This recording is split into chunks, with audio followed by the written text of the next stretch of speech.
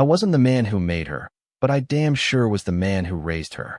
From the moment I met Clara's daughter, Lacey, she was this curious, wide-eyed 6-year-old with a gap-toothed smile and a quietness that broke your heart if you looked close enough.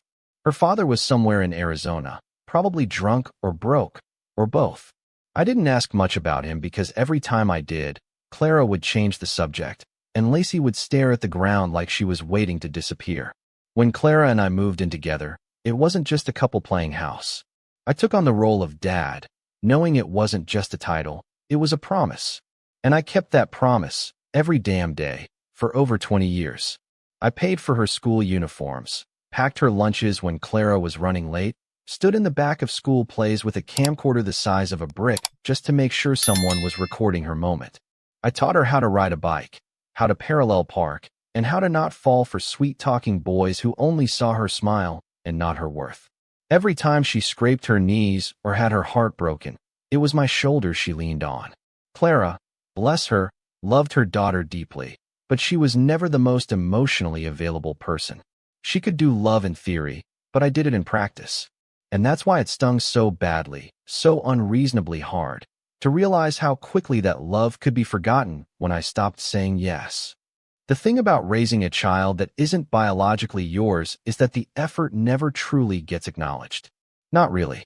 People will call you a good man or honorable in passing, but it's always laced with the implication that you were just filling in, like a substitute teacher waiting for the real parent to come back. But I never saw it that way. I was all in. When she turned 18 and we bought her that used Honda Civic, I remember thinking, this is what dads do. I didn't keep receipts. I didn't keep score. I thought love was supposed to be selfless. But now, looking back, maybe that was my mistake. Maybe I should have taught her that love also has limits, and those limits aren't a lack of love. They're proof of it. It wasn't until she got married 2 years ago that I started to feel like an outsider in her life. Suddenly, her new last name came with a new attitude. Her husband, Ryan, was polite enough in public but never really made eye contact with me. He always seemed mildly annoyed to be in my presence, like I reminded him of the fact that his wife came with a man who had expectations. Expectations of respect, decency, boundaries. And boundaries were something Ryan clearly didn't believe in. It started with little things. He borrowed my tools and returned them broken, or not at all. He once asked if I could co-sign on a business loan for a venture that was, frankly, ridiculous. A luxury dog daycare in a town where people barely paid for grooming. I said no, and he didn't speak to me for 2 weeks. Lacey brushed it off, said he was just passionate. I said he was entitled. She didn't like that. Then came the Christmas invite, or what I now call the setup. It was 2 weeks before Christmas, and Lacey called, her voice unusually soft, like honey over sandpaper.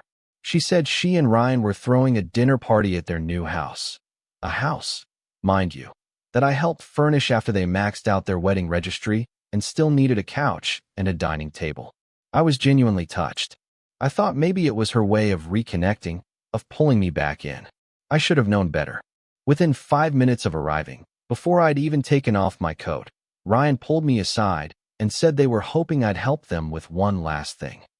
Turns out one last thing was a $40,000 SUV that Ryan just had to have to project the right image for his consulting firm.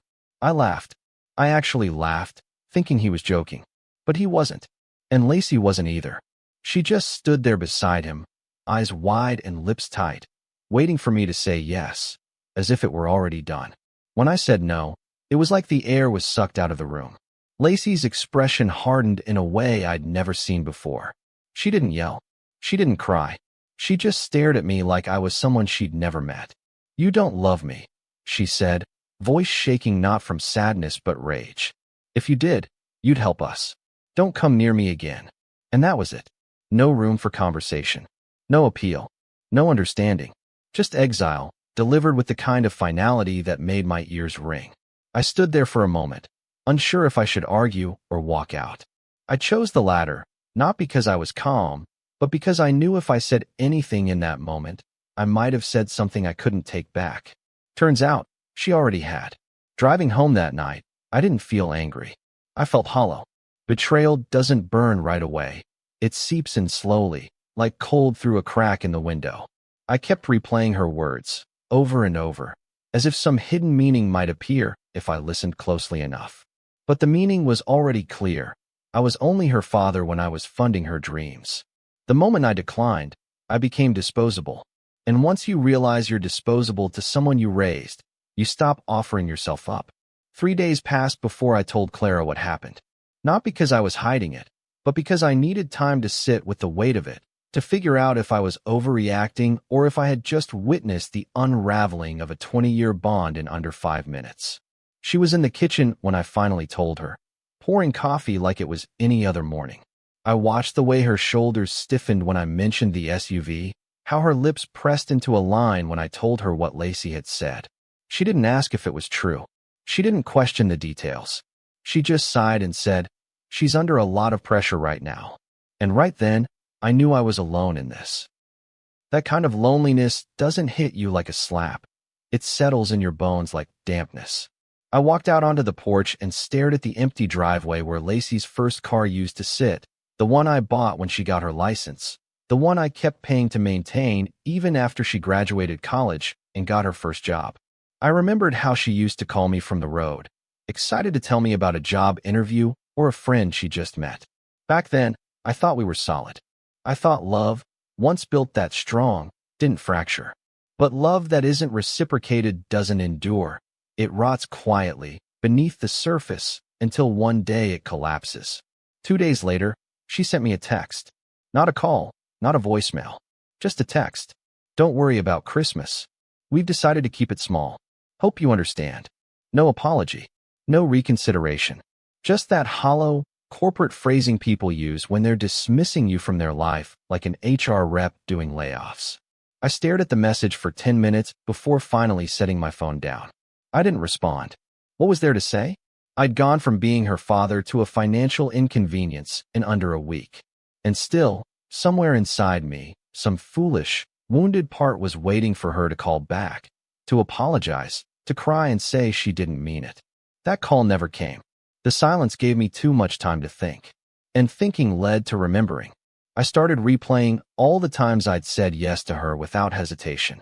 The summer trips, the credit card debt I cleared when she was 23, the deposit on her first apartment when she couldn't make rent. I told myself I was doing what any father would do. But now, it looked more like I was training her to see me not as a parent, but as a provider. And once the provision stopped, so did the affection. That realization cut deeper than her words ever could. Clara, for her part, tried to stay neutral, but neutrality is its own kind of betrayal when your partner is bleeding. She kept saying things like, "You two just need space," or "She's still maturing." But Lacey was 28, not 18. And maturity doesn't magically arrive when you hit 30. It's built through respect, through gratitude, through humility, none of which I was seeing anymore. I told Clara, "You keep making excuses for her, but at some point, this isn't about youth. It's about values." She didn't like that. We argued quietly at first, like two people afraid to admit how far apart they drifted. But over time, the quiet became cold, and the cold became something else entirely, something permanent. It was on a Thursday afternoon when I made my decision. I was in the office, reviewing some paperwork for the family business when I saw Lacey's name on the payroll. She was drawing a 6-figure salary for a position she'd barely qualified for. One I gave her as a favor, not because she'd earned it. And that's when it hit me. I was still funding her life, even after she'd uninvited me from it. I sat there for a long time, staring at the line item like it was a bruise I hadn't noticed before. Then I picked up the phone and called HR. I told them to process her termination, effective immediately. No severance, no letter of recommendation. Just a clean cut. I wasn't done. The house she lived in, still in my name. It was the rental property I'd bought before I married Clara, and I'd let Lacey move in rent-free after her wedding because she said they were saving up. That ended, too. I called the property manager and told him to serve a 30-day notice. The car she drove, leased in my name. I arranged for repossession that afternoon. By the end of the day, I had unraveled every thread that tied me to her financially. It wasn't revenge. It was closure. If she didn't want me in her life, then she didn't get the pieces of me she used to build hers. The fallout was immediate. Clara came home that night and lost her mind. She was shaking when she stormed into the house, demanding to know what I'd done. I told her calmly, plainly. I said, "She made it clear I'm not her father anymore. I'm just following her lead." She called me cold. She called me spiteful. But I saw something else in her eyes, fear. Not fear of losing her daughter. Fear of losing the life I'd built for both of them. The stability. The comfort. The man who always said yes. That night, we slept in separate rooms. I lay in the guest room staring at the ceiling, wondering how long I'd been blind to the truth. I didn't just raise Lacey, I enabled her. I taught her that love meant unlimited forgiveness, unlimited money, unlimited access. And now I was unteaching it the only way I knew how, by saying no. For the first time in years, I didn't feel like a father or a husband. I felt like a man drawing a line in the sand, finally understanding that boundaries weren't punishments, they were protections. And I was long overdue for some protection of my own. I woke up to silence. Not the peaceful kind you crave after a long day, but the eerie kind that follows after someone you love has turned into a stranger overnight. Clara didn't speak to me that morning. She walked past the guest room without a glance, her footsteps sharper than usual against the hardwood floors. I could hear her in the kitchen, slamming cabinet doors just loud enough to be noticed, just quiet enough to avoid confrontation. It was her way of expressing anger, passive, polished, and punctuated with sighs that begged for an argument she wasn't brave enough to start. I stayed quiet, not because I didn't have anything to say, but because I'd already said enough. And truthfully, I was exhausted. Not the kind of tired sleep could fix. The kind of tired that settles into your spirit after years of trying to love people who only love you when you're useful. By noon, the phone calls started. First from Lacey, though I didn't answer. Her number popped up on my screen 3 times in under 10 minutes. Then Ryan called, and that one made me laugh out loud. I sat at the dining table, phone buzzing beside my coffee, and all I could think was how bold these people were. How entitled. How predictably shameless. I had cut them off for barely 24 hours, and already the panic was setting in. The house. The car. The job. It wasn't just about losing privileges, they were losing control. They'd spent years counting on my silence, my patience, my willingness to overlook their audacity. And now that I'd finally flipped the switch, they didn't know who they were without my generosity, holding up the image they'd built for themselves. Around 3 p.m., Clara came into the room. She stood across from me at the table, arms folded, face tight, like she'd rehearsed the whole speech in the mirror. "You're going too far," she said, each word sharp and deliberate. "She's your daughter. You don't get to ruin her life over one disagreement." I didn't raise my voice. I didn't argue. I just looked her dead in the eye and said, "She uninvited me from her life. I'm just taking my things with me on the way out." That was the first time Clara flinched. Like she finally understood this wasn't about punishment. It was about principle. And principles don't bend just because the people breaking them share your last name. That night, I went through the files in my home office, the lease agreements, the business documents, the car contracts. Everything that tied me to Lacey was right there in black and white. I'd put her name on certain things to make her life easier. Insurance, secondary bank accounts, even a company credit card she never once used responsibly. I spent 2 hours on the phone calling banks, closing accounts, removing her as an authorized user. One by one, I peeled back every layer of generosity until there was nothing left but the truth. I had built her life, and she had built her ego on top of it. Well, not anymore. I wasn't her safety net. I wasn't her bailout plan.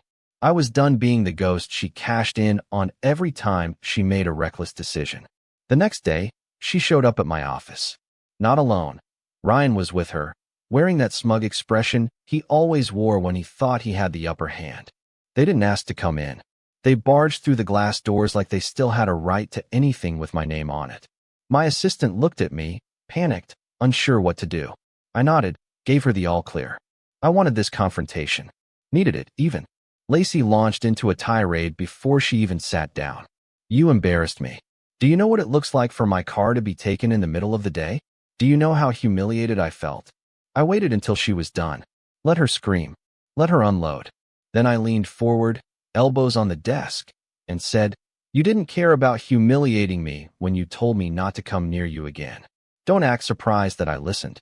Ryan, of course, tried to play peacemaker, though it was all an act. Look, man, we can work something out. We were just caught off guard. We didn't expect you to react this way. That's when I really lost it. I stood up so fast the chair behind me scraped against the floor. React, I said, my voice shaking not from rage, but from everything I'd swallowed for years. I've given, and all you two have done is take. She told me I wasn't her family anymore. So I'm making it official. Get the hell out of my building. And don't come back. Security walked them out. My assistant didn't even blink, just picked up her phone and made the call. That was the moment I realized I'd kept too many people in my life out of habit, not respect. When I got home, Clara was waiting in the living room, her suitcase already by the door. She looked at me with eyes I didn't recognize anymore. Cold, exhausted, distant. I can't do this, she said. I won't watch you destroy everything over a tantrum. I should have begged. I should have cried. At least, that's what the old version of me might have done. But this version? The one finally reclaiming his dignity? He just nodded. Then go, I said, because I won't apologize for standing up for myself. She left that night. No hug. No goodbye. Just the sound of the door clicking shut behind her like a chapter slamming closed. I poured myself a glass of scotch and sat on the back porch, staring into the dark. My phone buzzed again. Lacey, one last attempt. I didn't answer. I deleted the voicemail without listening to it. That might sound harsh, but you reach a point in life where you stop giving people the benefit of the doubt when all they've given you is disappointment. I wasn't bitter. I wasn't even angry anymore. I was just done. Done trying to prove my worth to people who only saw my value when my wallet was open. Done pretending blood, or marriage, was enough to earn a lifetime of loyalty. The morning of Christmas Eve arrived like a stranger knocking on a door I didn't remember closing. There was no tree in the corner this year, no scent of cinnamon from Clara's oven, no rustle of wrapping paper stuffed hastily under the couch to keep up the illusion of surprise. The house was too quiet, almost sterile, like it was waiting to be filled with memories that wouldn't come. I walked through each room with a cup of black coffee in hand, more out of ritual than need, and stood in front of the window watching snow begin to gather on the empty porch. Every year, I used to shovel it early so Clara wouldn't slip when she took out the trash or checked the mail. But this year, the shovel stayed in the garage. Let it pile up, I thought. Let the cold sit with me a while. Maybe then I'd feel something other than this sharp, hollow ache in my chest that never seemed to fade. Around 10, I received a voicemail. I hadn't heard my phone ring. Must have been in the other room. But when I saw Clara's name on the screen, something in me stirred. Not hope, not regret, just curiosity. I tapped play, expecting more accusations or attempts to guilt me into submission.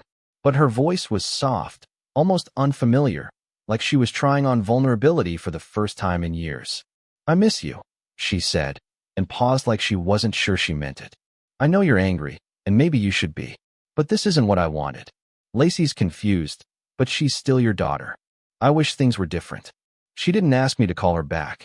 She didn't beg for reconciliation. She just left those words hanging there, fragile and unfinished, like a Christmas card that arrived without a return address. I listened to it twice before deleting it. Not because I was cold, but because I knew what would happen if I didn't. I'd start romanticizing the past, remembering the good moments, the family dinners, the way Lacey used to fall asleep on my chest during movie nights. I'd forget the manipulation, the entitlement, the way Clara had stood beside her daughter instead of beside me when I needed her most. That was the thing about memory, it's selective. And if you're not careful, it'll seduce you into reopening doors that were better left closed. I couldn't afford that kind of amnesia anymore. Not after everything I'd clawed my way out of. Later that afternoon, my sister Michelle dropped by unannounced. She was the only person who hadn't picked a side, at least not out loud. She brought a store-bought pie and a six-pack of beer, which was her way of showing love without making a big production out of it. She didn't ask questions when I opened the door wearing sweats and a 3-day beard. She just walked in, kicked off her boots, and said, "You know, for a guy who cut off half his family, your house is still too damn clean." I chuckled, the first real laugh in weeks. We sat on the couch eating pie with forks straight from the tin, the beer sweating on the coffee table, the TV playing some holiday movie neither of us cared to follow. After a while, she said, "You okay?" And I knew she wasn't talking about today. She meant the whole thing.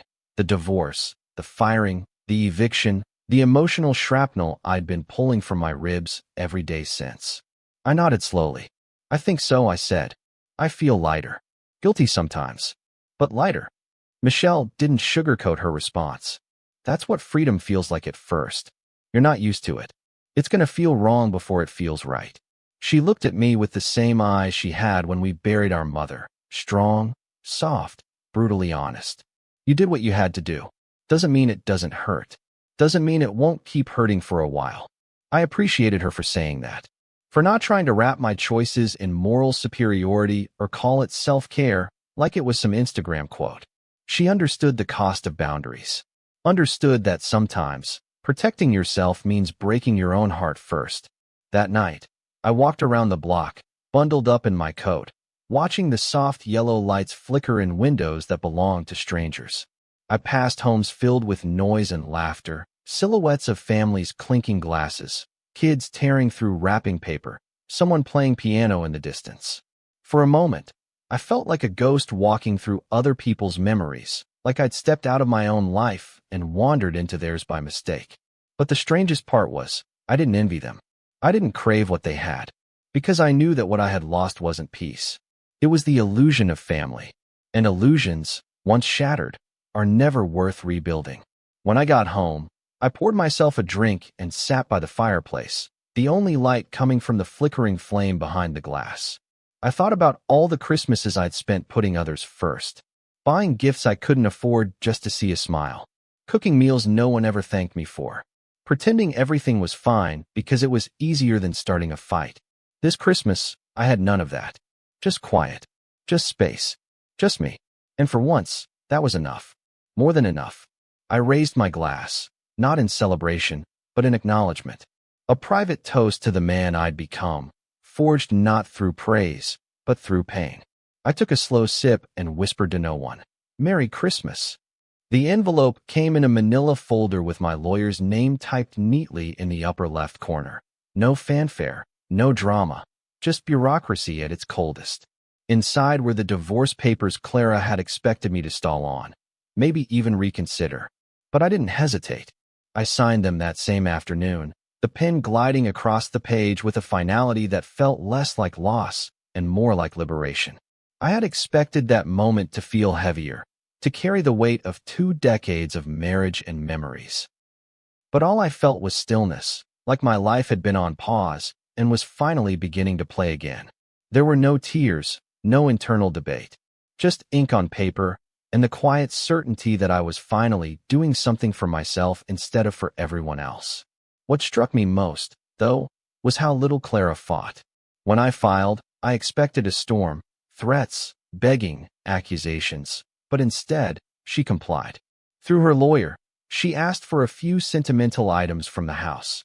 A painting her mother gave her, a few pieces of jewelry, the dining table we used to host family dinners around. I didn't argue. Let her have them. The table was just wood. The jewelry had no value to me.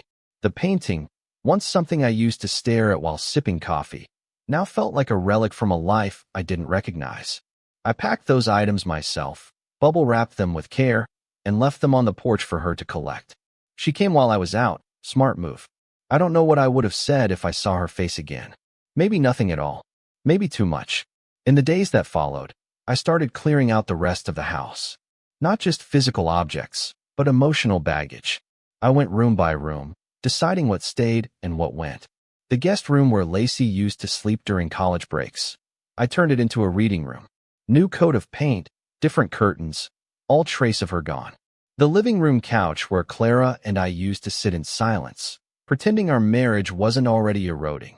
I sold it to a young couple who reminded me of who we used to be before resentment moved in. I deleted photos from my phone, not out of bitterness, but because I didn't want to keep scrolling through moments that had become lies in retrospect. Every smile, every embrace, now tainted with the knowledge of how easily they turned on me when the money stopped flowing.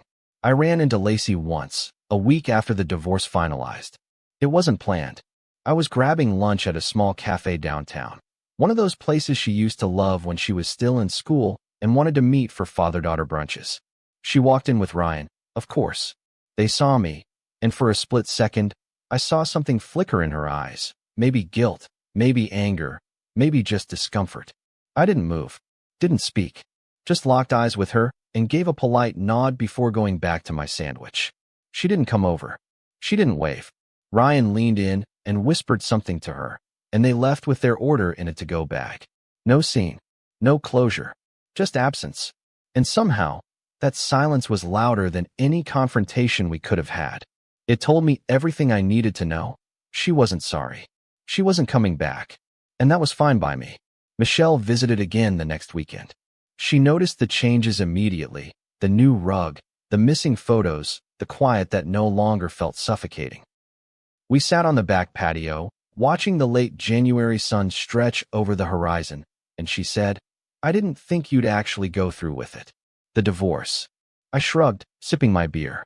I didn't think I would either. But then I realized, I've spent years being afraid of starting over. Afraid of what people would say. Afraid of being alone.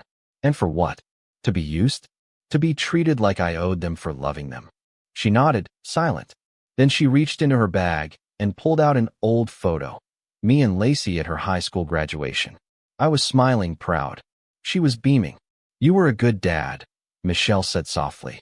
No matter what she says now, that was real. I didn't respond. I couldn't. That moment captured a truth that no fallout could erase, even if everything since had tried to. At work, things shifted. People whispered, curious about the sudden changes. Some employees had worked with Lacey directly, and I could sense their discomfort, unsure if they should say something or stay quiet. One afternoon, a junior manager knocked on my office door.